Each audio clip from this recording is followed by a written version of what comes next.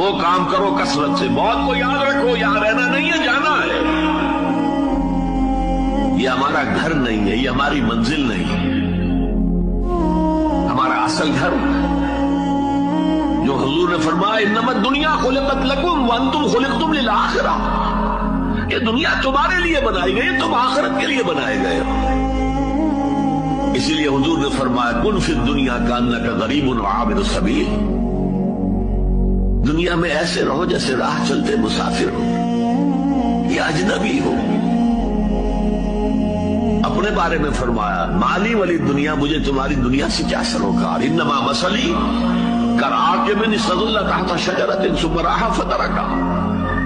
میری مثال اس مسافر کی سی ہے جو ذرا سستانے کے لیے کسی درخت کے سائے میں بیٹھتا ہے تھوڑی دیر،